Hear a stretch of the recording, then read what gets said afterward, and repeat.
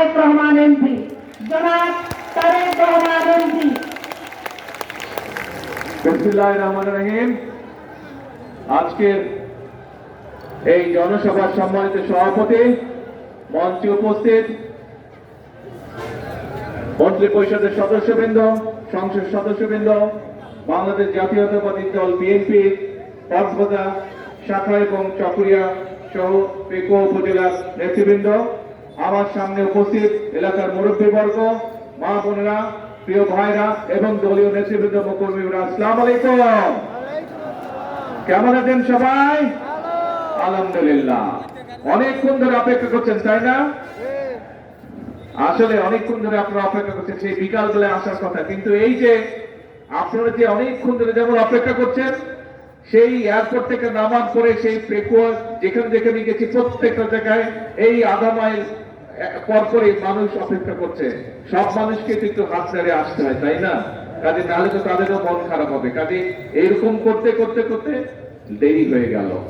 সকল মানুষের সাথে একটু কথা বলে আসে, তাদেরকে হাত ছেড়ে আস্তে আস্তে দেরি হয়ে গেল। যাই হোক, এখন প্রিয় ভাই বোনেরা, আজকে আমরা এই যে এখানে দাঁড়িয়ে জনসমাবেশ করছি, এই জনসমাবেশ আমার আসার কথা ছিল নির্বাচনের সময়, নির্বাচনের আগে, কিন্তু সেই সময় অল্প সময় থাকার কারণে আমি আসতে পারিনি। কিন্তু এই নির্বাচনে আমরা দেখেছি, যখনই দেশে নির্বাচন হয়েছে, নিরপেক্ষ নির্বাচন, বিশেষ করে কক্সবাজার এলাকার মানুষ সব সময়ের ধানের শীষের পক্ষে রায় দিয়েছে। যখনই দেশে নিরপেক্ষ নির্বাচন হয়েছে, যখনই দেশের মানুষ স্বাধীনভাবে নিরপেক্ষভাবে নির্ভয়ে ভোট দিতে পেরেছে, কক্সবাজার এলাকার 4টি আসন সব সময় কক্সবাজারের মানুষ ধানের শীষকে জয়যুক্ত করছে। সেই জন্য বাংলাদেশ জাতীয়তাবাদী দল কক্সবাজার এলাকার মানুষের কাছে চিরকৃতজ্ঞ। প্রিয় ভাই বোনেরা, আমি যখন আজকে কক্সবাজার এয়ারপোর্ট থেকে নেমে আমি যখন ঈদগাতে যাচ্ছিলাম, সেই সময় কাজল এলাকায় যখন আমি যাচ্ছিলাম খাল খনন করতে, সেই সময় আমি সালাউদ্দিন সাহেব আমার সাথে বসে, আমি গাড়ি চালাচ্ছিলাম, সালাউদ্দিন সাহেব আমার সাথে বসে। তা আমি হঠাৎ করে, আমরা তো মেইন যে রাস্তা, সেই রাস্তা থেকে আমরা বাম দিকে চলে গেলাম। তো সামনে যে রাস্তাটা অনেকদিন পর, বহু বছর তো দেশে থাকতে পারিনি আমি, তা আমি সালাউদ্দিন সাহেবকে জিজ্ঞেস করলাম, এই সোজা রাস্তাটা কোথায় গেছে? তখন সালাউদ্দিন সাহেব আমাকে বললেন যে এই রাস্তাটা সোজা চলে গেছে চট্টগ্রাম। তা আমি তখন তাকে বললাম, এই রাস্তা তো আজকে থেকে 25 বছর, প্রায় 20 বছর 22 বছর আগে আমি যা দেখে গেছি, আজও তো একই রকম রয়ে গেছে, তাহলে এই গত বছরের পরিবর্তন হয়? উনি বললেন যে না, যে এই রাস্তা আপনি দেখে গিয়েছেন আজকে থেকে প্রায় 25 বছর আগে, সেই রাস্তা একই রকম হচ্ছে, গত 25 বছর এই রাস্তার কোনো পরিবর্তন হয়নি। প্রিয় ভাই বোনেরা, আজকে 25 বছর ধরে কক্সবাজারের গুরুত্ব অনেক বৃদ্ধি পেয়েছে। মাথারবাড়ি পোর্ট কয়দিন করে চালু হবে, আপনারা নিজেরাই শুনলেন।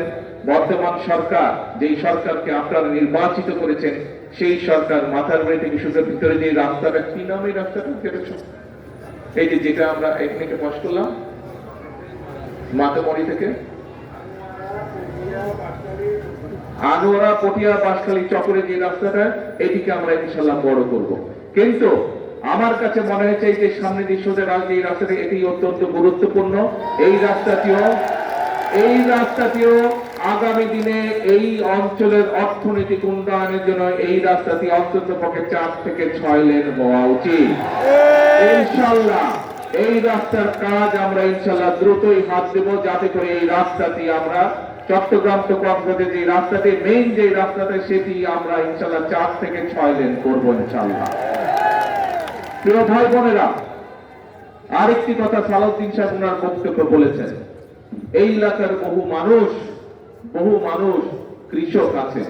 কৃষকের মধ্যে অনেকেই আছেন, কেউ ধান চাষ করে, ধানের কৃষক, কেউ মৎস্য চাষ করে, মৎস্য কৃষক, কেউ লবণ উৎপাদন করে, লবণ চাষী আছে না? এই এলাকার বহু মানুষ লবণ চাষে সম্পৃক্ত। কিন্তু আমরা একটু আগে বক্তব্য শুনেছি, এবং কয়েকদিন আগে, ঈদের আগে আমি যখন পত্রিকার খবরটি পড়লাম, আমি তখন এর সাথে সংশ্লিষ্ট যারা বক্তব্য আছে তাদেরকে দেখে আমি বিষয়টা জানলাম। এবং বিষয়টা জানার পরে যখন জানলাম যে কৃষক লবণ চাষি তার উৎপাদিত পণ্যের মূল্য সঠিকভাবে পায় না, তখন আমি কর্মকর্তাদেরকে নির্দেশ দিলাম যে আপনারা বসে বের করেন কিভাবে আমরা কৃষকদেরকে তাদের উৎপাদিত পণ্যের মূল্য সঠিকভাবে দিতে পারি।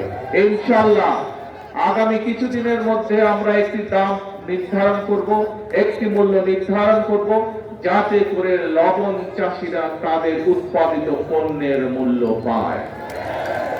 প্রিয় ভাই বোনেরা, আজকে আপনাদের সামনে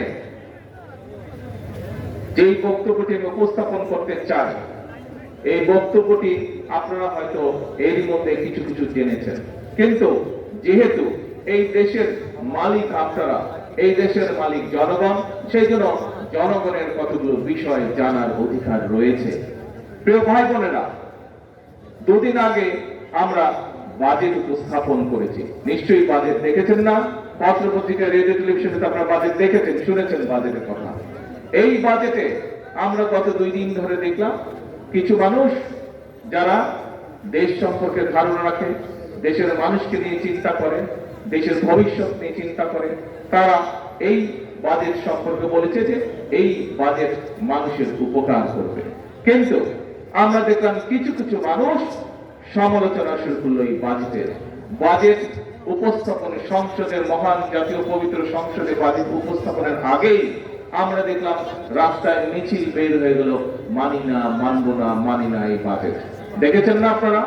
এখন প্রিয় ভাই বোনরা, এই যে বর্তমান সরকার, যেই সরকারকে আপনারা নির্বাচনে জয়যুক্ত করে দেশ পরিচালনার দায়িত্ব দিয়েছেন, আমরা এই বাজেট উপস্থাপন করেছি। এই বাজেটে আমরা কি করেছি? এই বাজেটে আমরা সাধারণ মানুষের যে নিত্য প্রয়োজনীয় দ্রব্য, চাল, ডাল, তেল, চিনি, নুন, লবণ, এই যে জিনিসগুলো, মশলা, এইগুলোর উপরে আগে যে ট্যাক্স ছিল, সেই ট্যাক্স আমরা উঠিয়ে নিয়েছি যাতে করে জিনিসপত্রের দাম না বাড়ে। আজকে সকালে যখন আমি কক্সবাজার, ঢাকা থেকে প্লেনে উঠলাম, তখন আমি পত্রিকা থেকে প্লেনে পত্রিকা দেখলাম যে কি কি নিউজ আছে। পত্রিকার মধ্যে দেখলাম সবগুলো পত্রিকা কম বেশি নিউজ করেছে যে বাজেট উপস্থাপনের পরে, প্রতি বছর যখন বাজেট উপস্থাপন করা হতো, তারপরের দিনই বিভিন্ন রকম জিনিসপত্রের দাম বেড়ে যেত।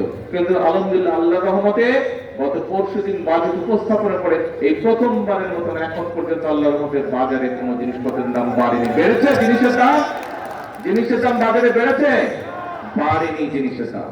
তো এখন প্রিয় ভাই বোনেরা, যেই বাজেট উপস্থাপন করলে জিনিসের দাম বাড়ে না, সেই বাজেট কি জনগণের পক্ষের বাজেট না বিপক্ষের বাজেট? জনগণের পক্ষের বাজেট।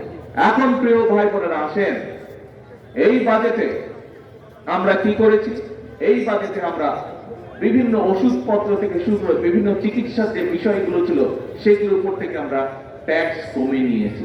যেমন কিডনির প্রবলেম আছে, অনেক ডায়ালিসিস করতে হয়, এই ডায়ালিসিস করতে গেলে অনেক মানুষের অনেক খরচ হয়। যেই ওষুধপত্রগুলো কিডনি ডায়ালিসিসের জন্য আনতে হতো, সেই ওষুধগুলোর উপর থেকে আগে ট্যাক্স ছিল, আমরা সব ট্যাক্স সরিয়ে নিয়েছি। তার ফলে